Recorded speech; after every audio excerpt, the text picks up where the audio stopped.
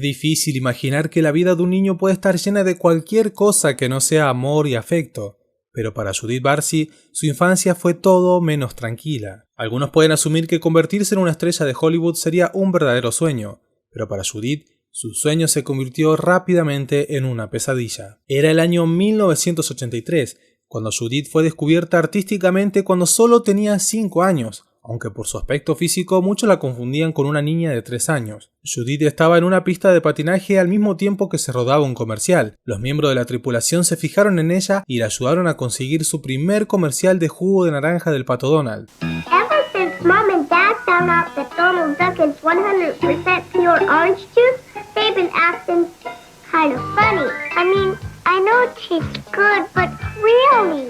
Honest, a giant green gorilla drink it all up. Oh, please. We don't know what to do with them anymore. Oh, well. Continuaría protagonizando más de 50 comerciales en su corta carrera. Sus padres estaban encantados con el éxito de su hija, al menos al principio. Sus padres Joseph y María Barsi eran ambos de Hungría. Se conocieron en California, donde se casaron y tuvieron a su hija. Era bien sabido que María siempre había querido que su hija se convirtiera en una estrella, pero en ese momento ella no se imaginaba que era ese impulso el que crearía una situación que conduciría al declive de su familia. Judith y su madre se llevaban muy bien, eran cercanas y pasaban todo el tiempo juntas. Entre los rodajes, comerciales y sus nuevos papeles en televisión, Judith pasó mucho tiempo con su madre, leyendo libros y contando chistes. María incluso le enseñó a su hija húngaro, para que tuvieran su propio idioma secreto para hablar cuando estuvieran en público. Judith se perdió muchos estudios debido a su apretada agenda de rodaje. Aunque parecía ser una niña feliz, extrañaba a sus amigos. Sin embargo, su arduo trabajo estaba dando sus frutos. La joven actriz se convirtió en la chica a la que acudir para los comerciales y los papeles de doblaje, después de convertirse en la parte más memorable de la película de dinosaurios La Tierra antes del tiempo, cuando prestó su voz a Dookie. Su dulce y tierna presentación todavía es recordado hasta el día de hoy por todos los que vieron esa película cuando eran niños. Hello. I said hello. What is your name? Maybe you cannot talk yet, huh? Al mismo tiempo, Judith fue tomando cierto protagonismo en otras películas, incluso algún que otro programa de televisión. Esta parte de la historia es clave, ya que aquí comenzaría a formarse el fin de un ciclo aterrador para ella y su familia. Cuando Judith tenía 7 años estaba ganando $100,000 al año, algo que en su momento era bastante dinero. Sus ganancias fueron suficientes para comprar una casa para su familia y ayudarlos a salir de la asistencia social. El problema era que su padre no era el hombre que todos pensaban que era. Detrás de la sonrisa, Judith escondía un oscuro secreto. La niña había pasado por un momento horrible en su casa. Su padre Joseph no era lo que parecía. Mientras María hacía todo lo posible por darle a su hija la vida que quería, Joseph se estaba volviendo cada vez más abusivo. A medida que crecía la fama de su hija, también lo hacía su rabia, enojo y envidia. Parecía estar celoso de la capacidad de su hija para mantener a su familia, ya que él pensaba que no había tenido la misma suerte y eso lo hacía sentir poco hombre. Bueno, en realidad hombre es una palabra que le quedó muy grande, obviamente. Se volvió paranoico y enojado, culpando a Judith por cualquier cosa que sucedía en la casa. Cuando estaban fuera de la casa, él actuaba como si todo estuviera bien, llamándola pequeña, con un tono de amor. Pero cuando regresaban a casa, él les gritaba a ella y a su madre, amenazando sus vidas con regularidad. Sus vecinos comenzaron a notar los problemas. Un día, uno de sus vecinos informó que vio a María entregarle a Judith una nueva cometa para jugar, pero luego Joseph se la quitó de las manos y le gritó: «¡La vas a romper!». Él supuestamente miró a los vecinos y dijo: «Mírenla, es una mocosa muy malcriada y no quiere compartir su nuevo juguete». Pero en lugar de devolvérselo o simplemente guardarlo, rompió la cometa en pedazos delante de su hija. El comportamiento de Joseph continuó haciéndose cada vez más errático y agresivo. En 1986, María finalmente llamó a la policía, informándole que Joseph la golpeó y la intentó estrangular, pero la policía no pudo encontrar ninguna evidencia de abuso físico, por lo que retiró los cargos. Aparentemente, este incidente no lo detuvo en absoluto. Cuando Judith fue elegida para la película Tiburón, la venganza, en las Bahamas, María estaba programada para ir con ella al rodaje, pero antes de irse, Joseph, el padre, puso un cuchillo en la garganta de su hija y dijo: «Si decides no volver, te degollaré». Obviamente regresó, pero sus niveles de estrés aumentaron. Según su agente, cuando ella regresó comenzó a tener comportamientos extraños, y esta parte de la historia es confusa, ya que algunos medios decían que ella terminó arrancándose todas las pestañas como mecanismo de defensa, pero otros decían que en realidad le arrancó los bigotes a su gato. En fin, lo que sí queda claro es que la pobre niña estaba teniendo signos de depresión, en cierto sentido, y con tan solo 10 años se había venido abajo emocionalmente por los maltratos de su padre. The inky winky spider crawled up the water spout. Down came the rain and washed the spider out. Las amenazas continuaron. E incluso Joseph, según su amigo Peter Kiblen, contó lo siguiente: me dijo 500 veces que iba a matar a su esposa. Traté de calmarlo. Le dije, si la matas, ¿qué le pasará a tu pequeña? Pero Joseph simplemente decía, también tengo que matarla. No pasó mucho tiempo después de este incidente para que todo se derrumbara en la vida de Judith.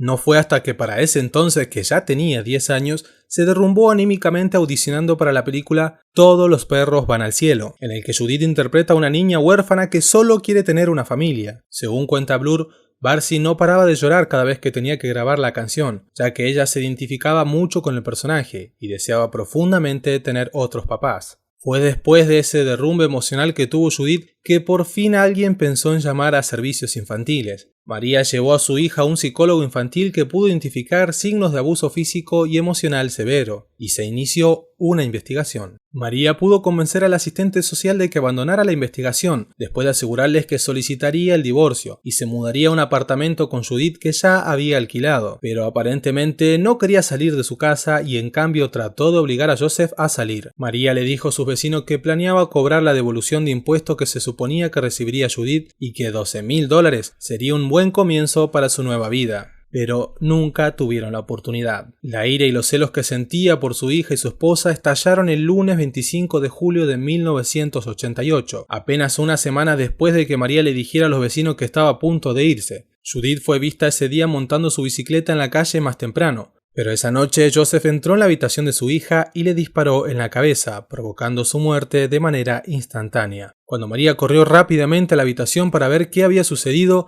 él se la encontró en el pasillo y le disparó, causando su muerte también de manera inmediata. Se dijo que pasó los siguientes 2 días vagando por su casa como si nada hubiera pasado, mientras los cuerpos de su esposa e hija yacían allí. Después de unos días el agente de Judith llamó y cuando se le preguntó por ella, Joseph respondió que solo necesitaba despedirse de su pequeña niña. Después de hablar con el agente, echó algo de gasolina sobre los cuerpos y sobre una esquina de la casa, prendió y lanzó un fósforo en la esquina. Se dice que tal vez con eso quiso borrar todo rastro, pero no tuvo éxito, ya que el fuego no se propagó mucho. Luego de eso, rápidamente se fue al garage y se pegó un tiro en la cabeza. Eunice Daly, su vecina, recordó haber escuchado el sonido del disparo final y al ver el humo que se elevaba desde la casa dijo: «Lo hizo, las mató y prendió fuego la casa. Las llamas no se extendieron mucho, no hubo grandes pérdidas en la casa. Lastimosamente las que perdieron la vida fueron 2 increíbles mujeres, que fueron cruelmente asesinadas por un monstruo que se hacía llamar papá y esposo.